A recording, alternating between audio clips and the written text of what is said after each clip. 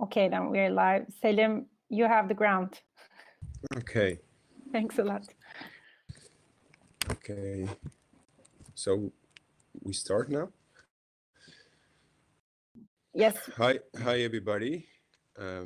Thank you very much to be today for this presentation. Okay, then we're Thank you live. for the Selim, festival, you have for the ground. inviting me to have Thanks a lot. to participate and enrich the discourse about virtual reality and implementations of virtual reality in different fields. Yes.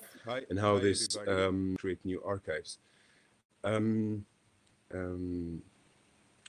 It's the structure of this presentation will be as following.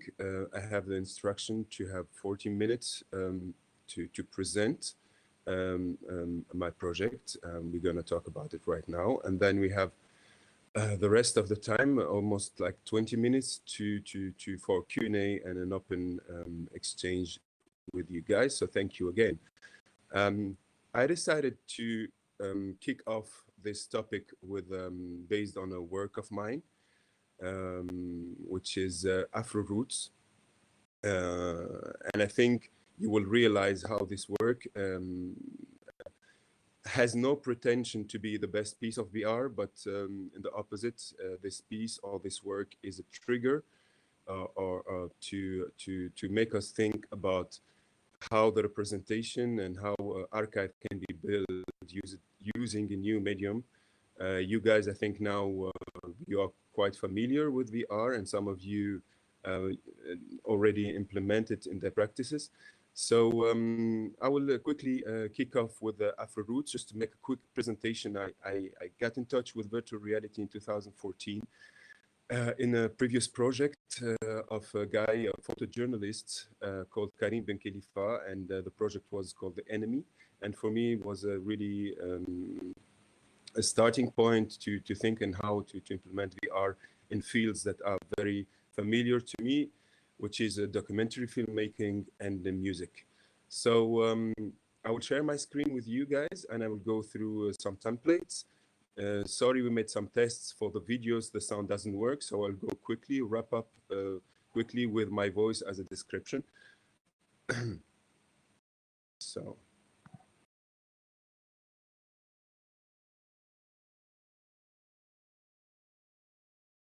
Are you seeing? Now we see. It's visible. Mm-hmm. Okay. Okay. So in 2015, I started to explore a little bit the field of music and culture and heritage, starting from my hometown, Tunisia, where I realized that there is plenty of things to document, but also to enlarge it for different other countries.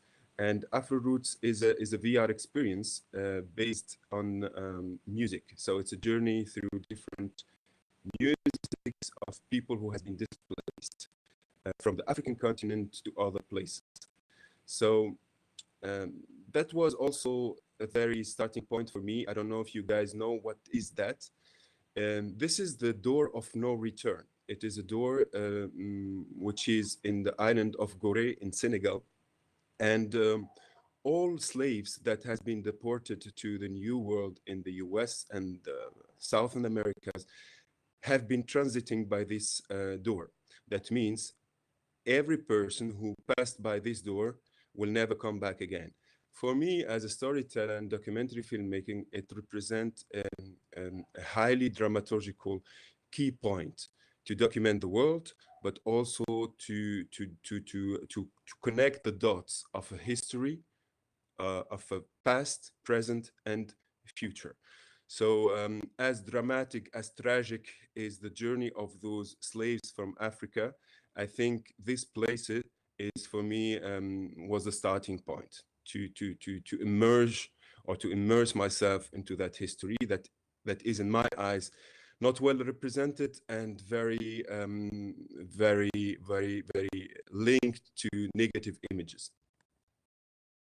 So my studies and my field research brought me to map somehow where is the African diasporas in the world. So I encountered so many problems to find local archives, especially in the African continent, where there is very little written archive from the perspective of those Africans who have been deported, or by local academicians or intellectuals who wrote something.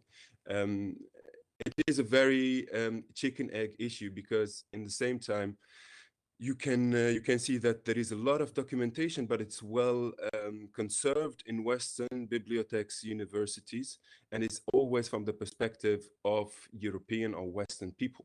Then it, for me, was a huge hurdle to really make a body of work based on those documentation. So I could, despite all, identify three axes or three blocks of where the diaspora that has been deported within the slavery legacy from the African continent towards the world. So I found that there was a trans-Saharan journey going from sub-Saharan Africa to the north of Africa, where through the caravans, millions of sub-Saharan have been deported there, and they transported with them their heritage and their culture. There is another axe, which is the most known one, because Hollywood took over and really represented in several Hollywoodian scenarios, like Amistad, which is the trans-Pacific one, especially to Brazil, which was the key or the entry door of millions of slaves. And then it spread to the Caribbean and reached Northern America. And there is one trajectory which is towards Asia, and especially to the Arabian Peninsula and India, which is very less documented, which is the Atlantic one, Trans-Pacific one. So in North Africa, I could identify some groups and communities which are carrying this memory of slaves, and they are representing that and celebrating it until today. The most known one is the Gnawa culture, which is a mixture of sub-Saharan music, which has embedded North African culture and created a very beautiful syncretism. So I've been in those ceremonies, and I really was mesmerized by the narrative power of those ceremonies. I will show you so quickly some visuals and some representation and some, just in order to have some aesthetic.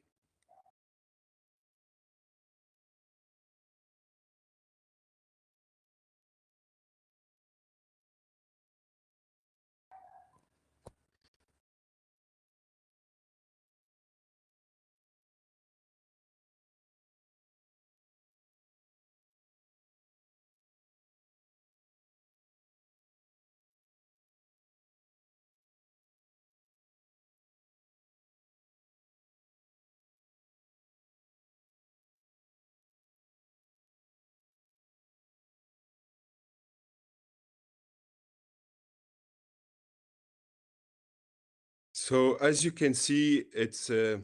Do you hear me, guys? It's okay. Yeah. Yes, we hear. Okay. As you could see quickly, it is a multimedia explosion by essence. So it is dance, rituals, colors, music instrument, oral tradition. And for me, it was mind-blowing because I couldn't capture that only with video. And I so what I asked myself so many times, what is the best way to capture this explosion? What's the best way to tell this story within this ritual? How to make this this manifestation speak for itself, but also tell a story that is rooted in the past and transmitted in the present, and for most likely gonna be perpetuated in the future. So then I decided to go to Brazil, and in Brazil, of course, in Salvador, Bahia, I immersed myself for weeks long, And I discovered that there is that the slaves that has been transported, they also took with them only their culture, deeply rooted in their subconscious, and that has been very well conserved and transmitted to the next generation. And of course, as any alive entity, it embraced the local culture and created a very, very beautiful and magnificent aesthetic, and also a local culture called candomblé, which is an African belief system, but also by some extent it is an act of identity for those deported or slaves that has been displaced to North Africa, to Brazil. Sorry. I visited those ceremonies and I found a lot of similarity with the first ceremony or ritual I lived in North Africa. So I will show you also quickly some visuals to have an idea.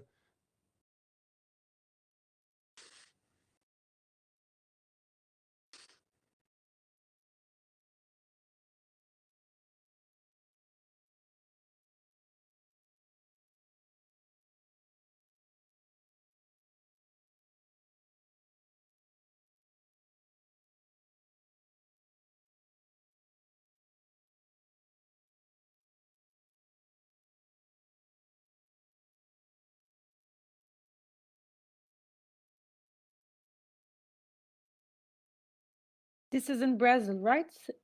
Yes.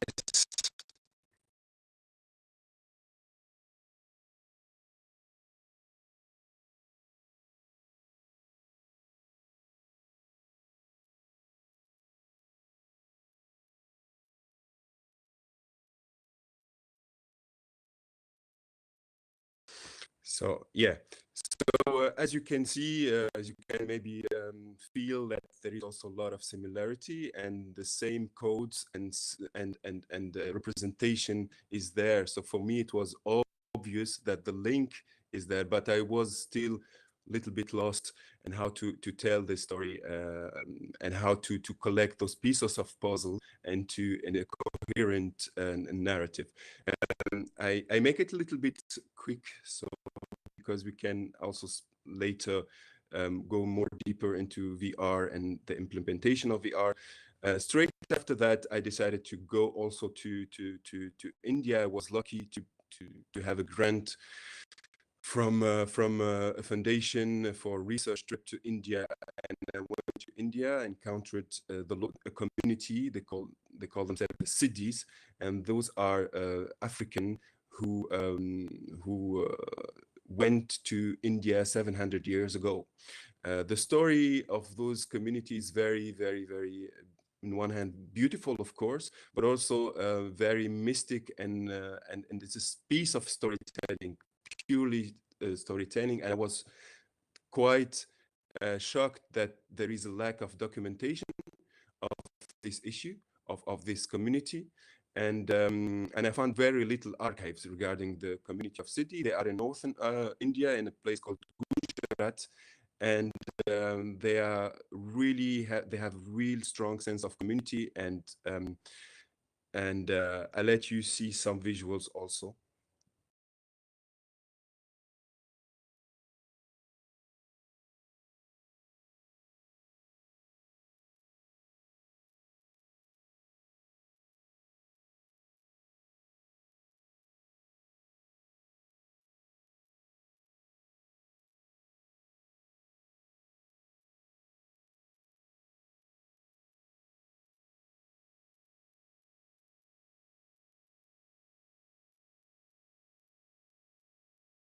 Those are photographs.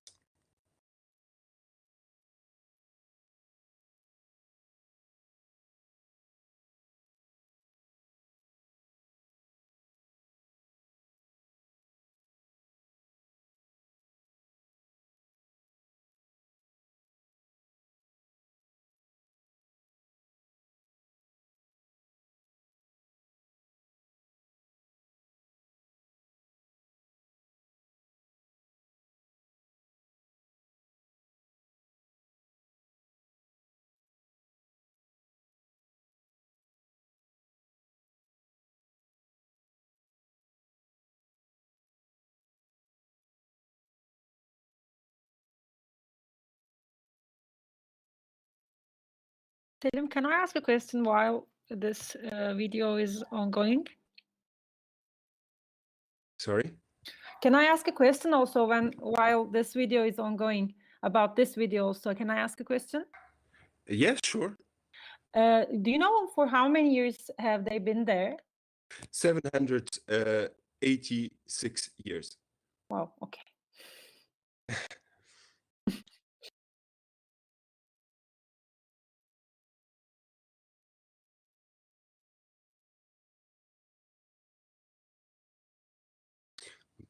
This was an annual meeting of all Afro-Indian. They meet once a year and they celebrate the guru called Baba Gor, which is the founder of the Sidi community who traveled from Sudan to current Sudan to India after a dream he had. So if you believe it or not, it's there where reality is melting with fiction. And in terms of storytelling, it is just mind-blowing to see how this narrative could subsist so long, and it's a cardinal of representation for this community.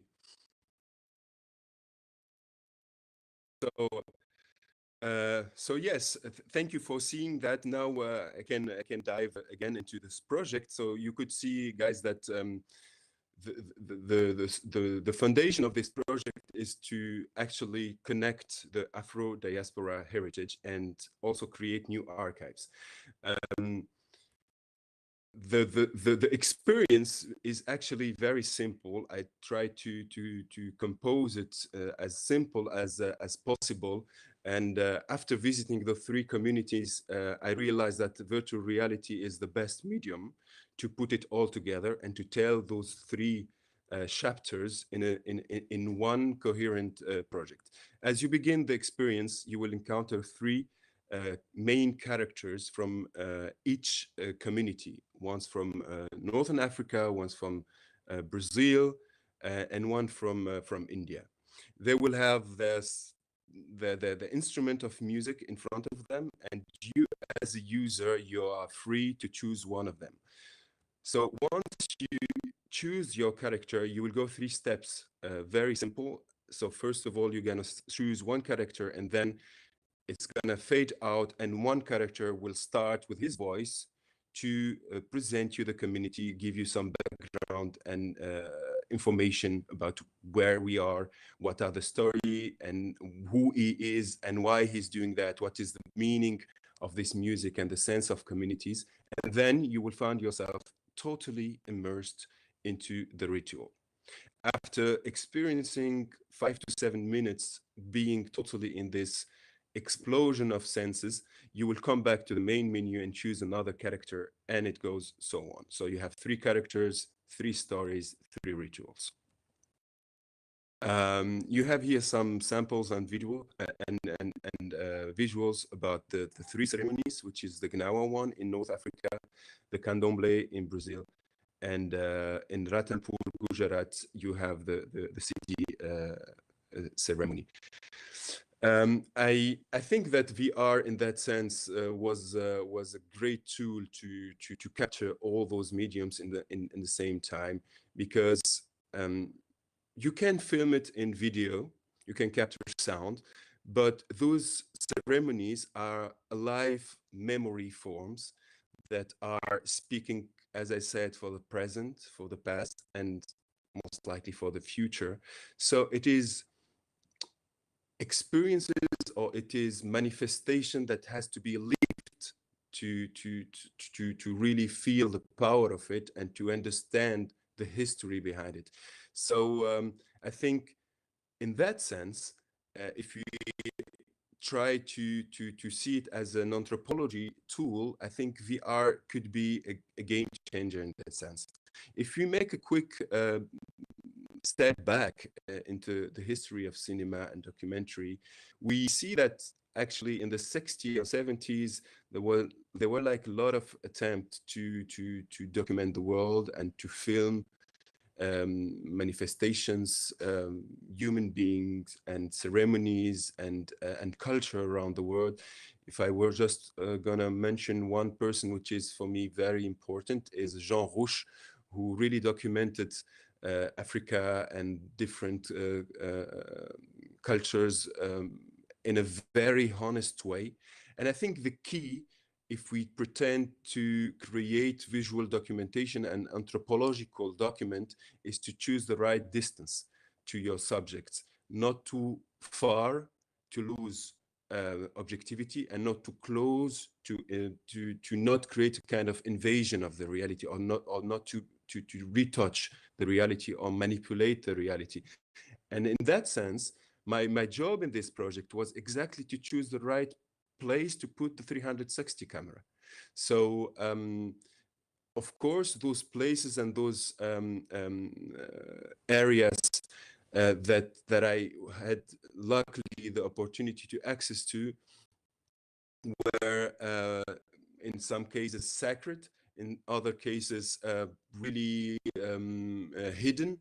But also you need time and trust in order to see those manifestations, because they are kind of threatened, or they represent kind of intimacy for these communities. So accessing those spaces and being able to capture that as discreet as a 360 camera could be, was a perfect formula for me. VR in that sense allowed me to put all those stories together, and to kind of design an experience where we have a link between the three chapters. When we have an organic link, which is through the oral tradition, through the music. If you listen to the music from North Africa and Brazil and India, you will feel that there is a hidden story, there is an invisible story hidden through that. And luckily, I've been able to capture this and to put it in a way that is it's over. It's becoming a document that is saved, that is preserved, and could be at any time experienced and not seen and consumed. So in that sense, the VR is allowing us to go a step further in the spectrum of authenticity, and allowing us to capture and translate in a more rich contextual fabric. So so VR in that sense was a real game changer to tell those stories. I can show you quickly the trailer of the project. Of course, there is no sound, but I can show you some impression, documenting the process and how I went through that.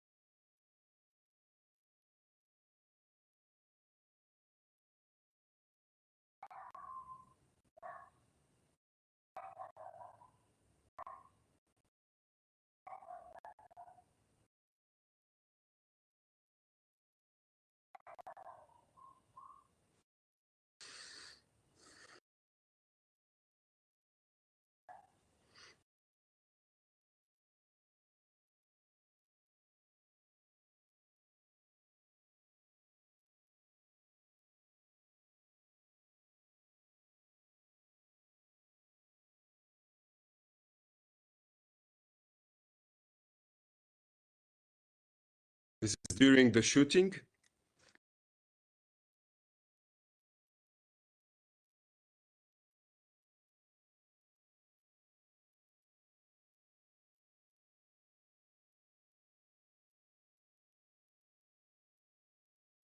Here I'm explaining the process. You have the user, choose a character. And this is exactly what you're going to see in the headset.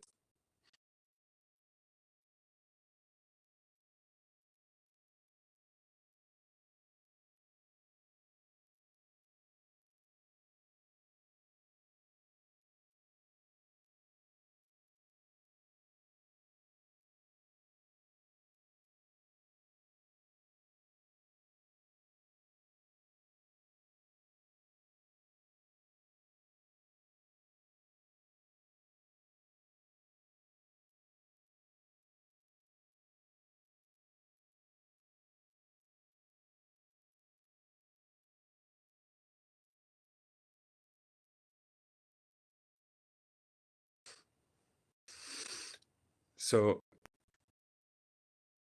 yes, just to conclude with that, after making the first prototype, I decided to bring the prototype and bring it back to those communities and have this important feedback from their end.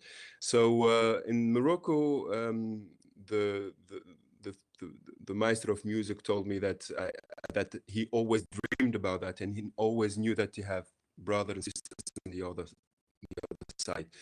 In Brazil, I had a very funny comment, and that we don't need a passport anymore. So, and in India, I had the feedback saying this is our music there. Of course, the project is almost finished now and it's planned as a multi-user installation, but also as an app to be experienced with a gyroscope on smartphones. So basically, this is the main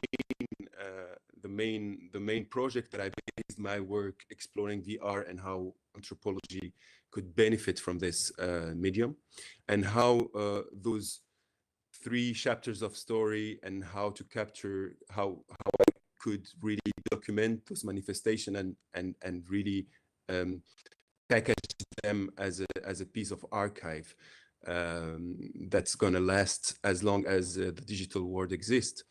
So so far, I think I'm over with the presentation. I think there is plenty of things to be debated and shared and discussed with you guys. So thank you, and take questions.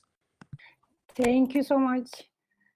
I'm also opening my camera. So I guess it's also kind of an archiving of oral history, right? Yes, it is a way to counterbalance the lack of written archives on the global south, where the issue of access is really hard. I have been really looking for any kind of documentation in university, in Ghana, in Morocco, in South Africa, and I got very little content, substantial content from the perspective of African themselves.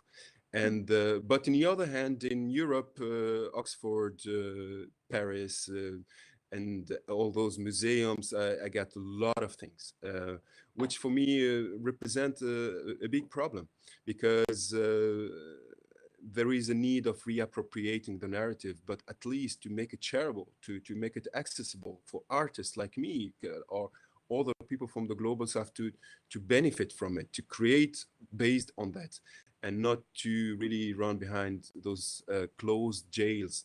So for me, the oral tradition was a savior for me, because those traditions, they are transmitted from generation to generation, and they're never gonna be lost. So it was a matter of how to access this community and how to take the best out of it, because a ceremony is a crystallization of everything, of an oral tradition, of music, of instrument, of behavior, of stories, of myth, of everything. So I could spend more time to go on case by case by case, but a ceremony for me was really crystallization, a sum up of all this memory, and how this memory still there, still lived and experienced and transmitted and represent a circle of identity for those communities. Yeah, it's like a new way, or a very fun breadth of archiving, in a sense. I mean, I haven't thought that way. So maybe we can start with some questions also. Yeah, please. Yes, please. Don't hesitate. Presentations. I would like to ask, actually, did you direct the stories of these characters? For instance, that like the questions that you have already, or it's like a very, I mean, in a sense, did you have your questions ready, or it's just the time that you spent there, or like an ethnographic point of view? Yeah, it is a very important story. So important question, sorry, because the starting point was no concept, just diving into those people and feel what are those ceremonies are representing. Personally, I grew up in Tunisia, and kind of this ceremony and music, either weddings and but I never push my thoughts so far and to think it's beyond the folklore, beyond the music. What are these events and those spaces represent for the community?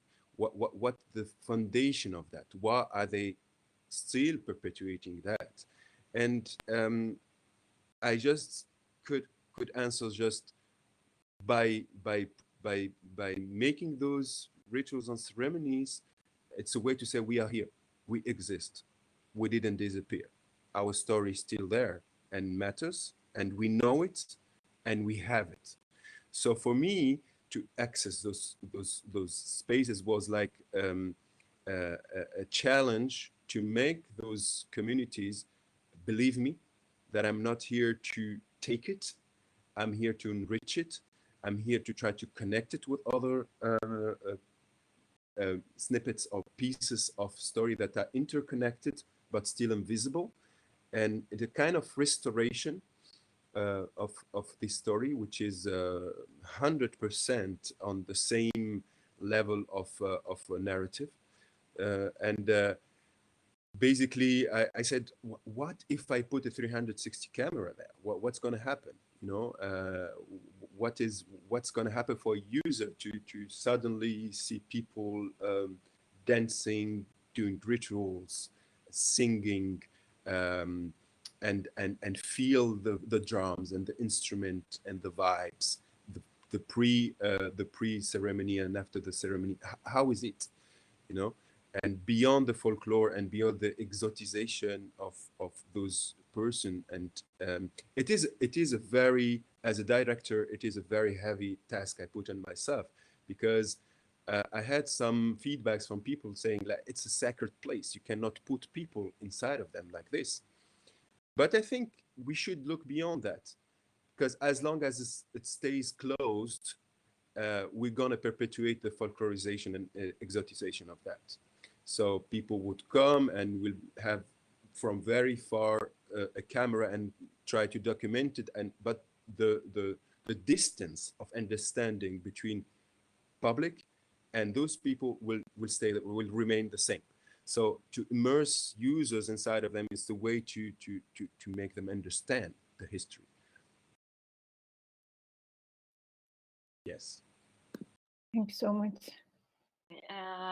Hi, Selim again. Thank you for your presentation and amazing stories. I would like to talk about preserving stories to the future in a technology way.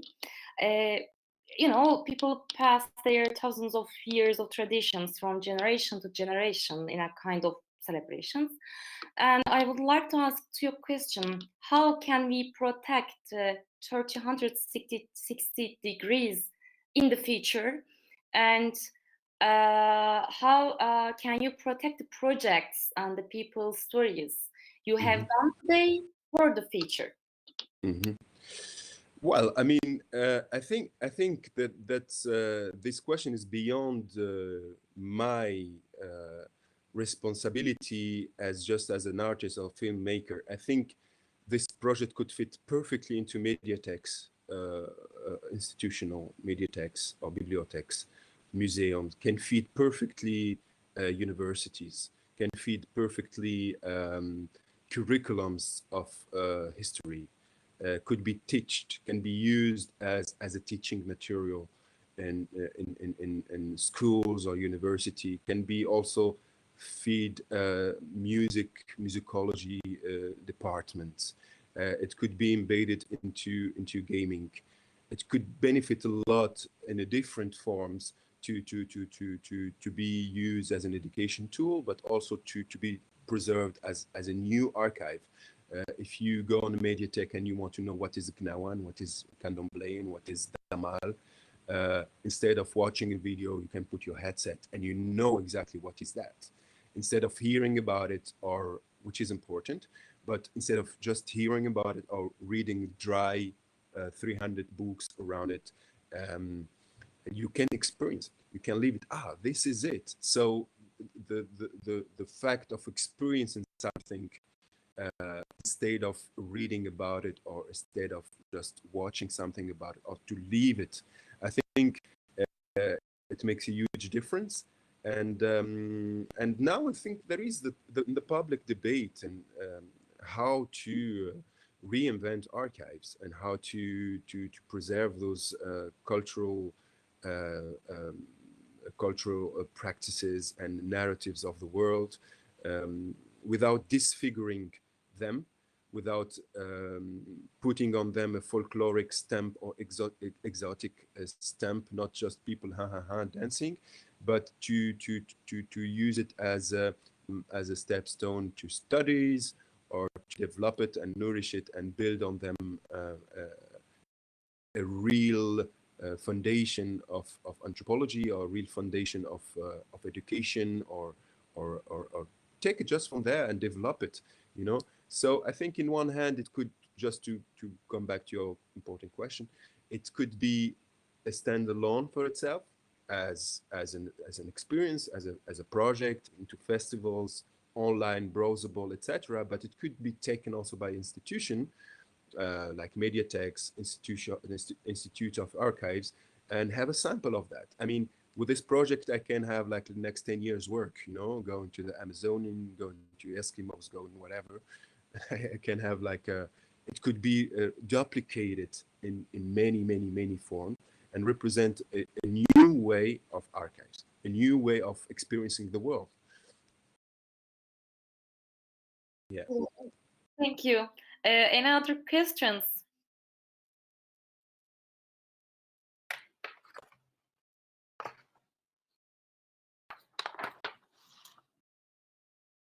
And also, while waiting, if there is any question, I'm also, I wondered, I mean, the history of the first slide that you showed, the routes that, Yeah. are these routes that you chose the routes, or these are the main routes that have chosen from the Africans? Yeah, it is a very good story. Actually, I said this is axis. Like there was one axe, like one trajectory that has been in the context used by caravans, and then when Portuguese discovered more routes, they've been flourishing human trafficking with different hubs like Cape Verde, Salvador Bahia, the Caribbean, etc., etc. So there is one in the Pacific, one crossing the desert, and there is the other one that is also based on business and by some extent, then there was like the layer of colonization through the Pacific, the Arab world, etc., etc. So I choose to have this as this project as a kind of model. Of course, there is a lot of other tradition, like in Cuba, there is in southern Iran, Afro-Iranian with an amazing story. There is in Pakistan. There is everywhere in Mexico. So there is those kind of small sub-narratives Of course, it could be extended to those other traditions where there is a lack of documentation, of course. But I choose to stay on those axes as a model, and base all my research and representation on those axes. Of course, after choosing the characters, I said, look, if we have captured already the ceremonies, it would be nice to have a story. It would be nice to package that into an experience. And for an experience, we needed to put some storytelling. So we gave the voice to those characters and tried to have their story, to immerse us in those points in Bahia, in Tangiers, in Ratampur, just to introduce us, because some people don't know those stories, don't have the ability to understand it. Okay, jazz music, it's nice, blah, blah, blah, and that's it. But I don't know where is jazz coming from. We listen to reggae music, it's fun, it's high, it's cool. But once we push it a little bit further into history, foundation, where is beauty coming from? It's coming from suffering too.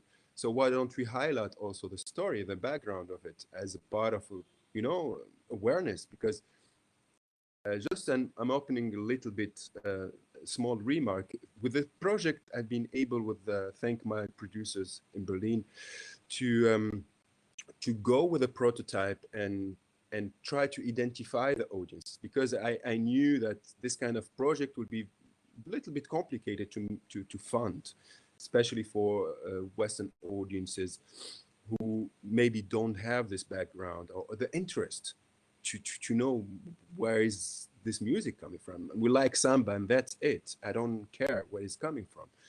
But we took this project in different workshops in Ghana, Cape Verde, Niger, and took a sample of people and just put them in a headset and try to have their feedback. And we realized that they totally identify and understand what it's about. It's not about technology anymore. The technology disappeared. The medium doesn't matter. What is important is I see my representation and I see my story there. And I see something, a document that is important for me, which I understand. And for me a revelation that this project is on the good path. And I don't have the pretension to be the messiah for this. But I was thinking in terms of project. The project is round. It works. So it is very important when we do a VR project to find out what is your audience? What do you want to do with that? Entertain, educate, explore a medium, explore a topic, because it's just the beginning of the immersive era. We cannot say that we all experts on that. We do work that is corresponding to our aspiration and our waitings from our art and what moves us, and if we think that is important to implement it, so we do it. So it is all experimental. I mean, we are since almost 4 years on this project, and we just now finished the final prototype that is worked perfectly. I was going to ask Yeah. for how long did it take? I was just going to ask. Yeah, it took forever, and I wasn't expected to have like this. But sometimes I say to myself, look, those traditions lasted over 700 years, and you want to do it in one year. Why don't you be just patient and give it the time? But also, I think it was good also to have time, because many things came after. In one hand, the technology involved, so we could add a lot of things, some interaction. We could work on the sound design, because it is a sound experience. It is really a sound experience. You are totally, all your senses are immersed in that. You could dance, you could, you could explore a new world. But on the other hand, we could see that through this process, the main I'd say, the main purpose of the project is absolutely on time. Look what is happening in the world. Black Lives Matter. All the rising of African intellectual and global South claiming narrative, etc. So I was, wow, it is a project on time. Still racism in the world. Still black people are murdered because just black. And the reason for that, because their story is not known, it's not represented, it's not valuated, it's not seen as it is not well understood from different cultures. So this project could be like a project that could help this process, at least, especially if we address it to really very normal, someone who never heard about VR, and we want it to be accessible and easygoing and not too heavy, and just playful also somehow, because you enter, you can dance and listen to music. It's enough. It's just enough. Sometimes we speak about VR as something that's hyper perfectionated, but if you implement into something that is already perfectionated or already complicated through time and spaces, it's enough just to put the camera in the right space, in the right place, and just observe.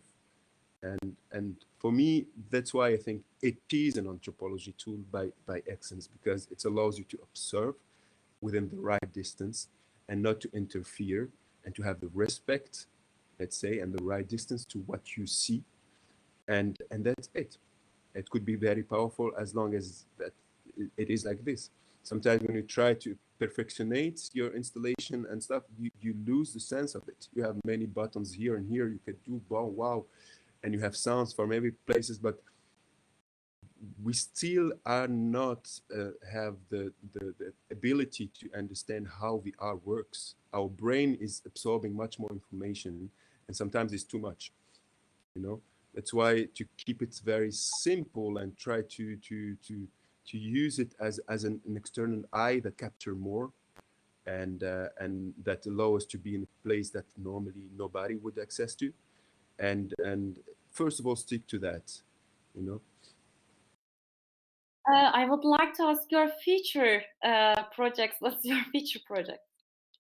Well,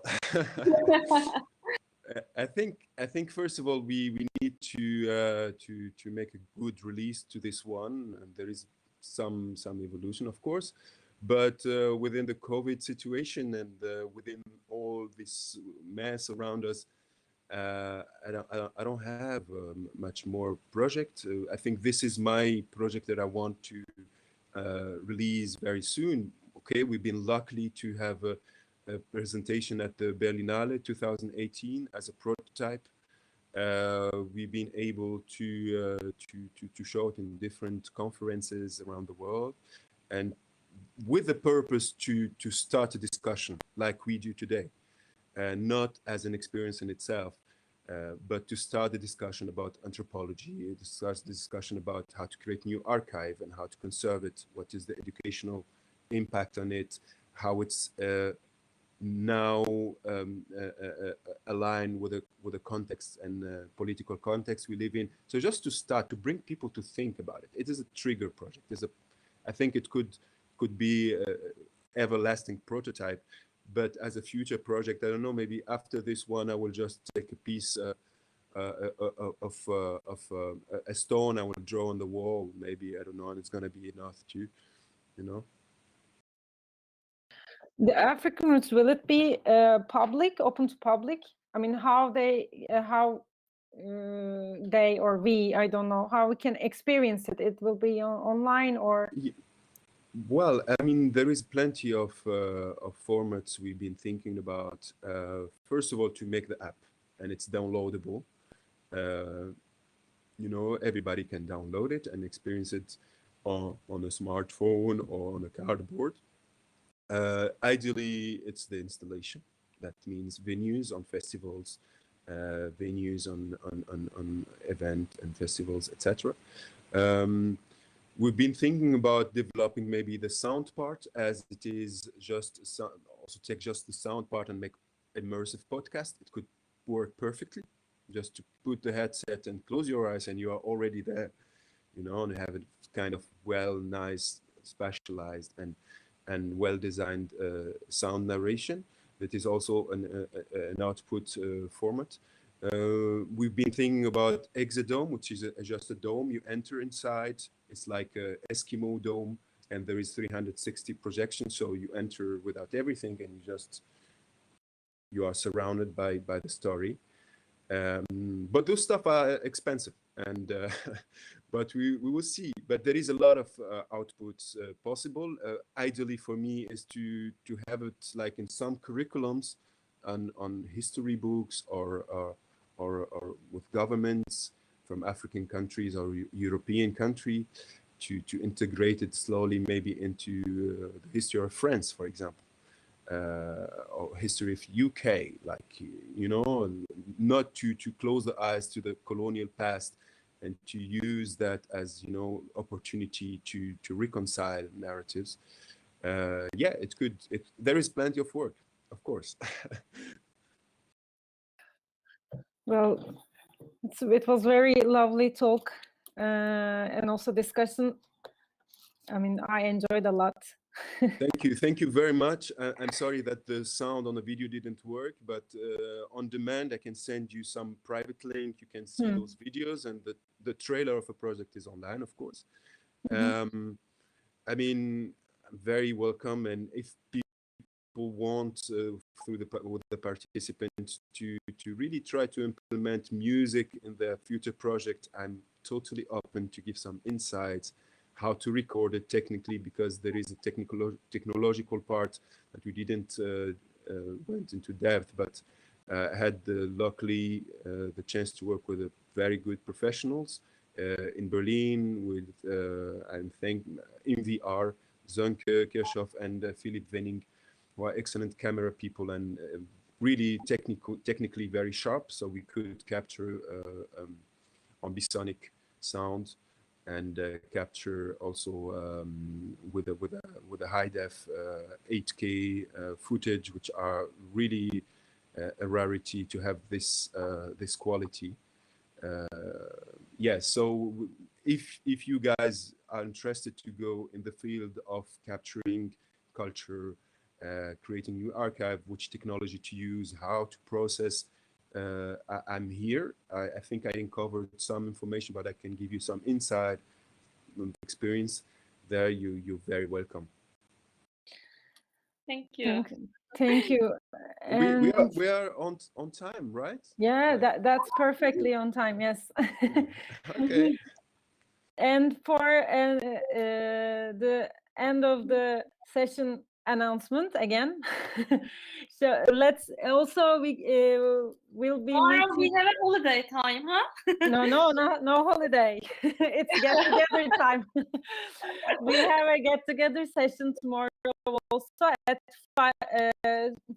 4 p.m. CET. No, Monday. No, it's get together. Oh, sorry, yeah, okay, yes. Yeah. Okay. Get together session at 4 p.m. CET. So maybe it's good to talk about especially the participants, what you imagine about your own projects after the speeches that we have listened to this week. That we listened to 3 mentors this week. So it might be opened up a new discussions on your project as well. So tomorrow's get together will be more fun, I guess. And then Friday we will be listening Rachel. So again, thanks for your time, Selim, and thank you very much for this opportunity, and thank you for the participant and for your future project, and thank you for the Amber Festival for this great opportunity too. Thanks a lot. So goodbye, everybody. Bye bye. Bye. Ciao. Have a nice day.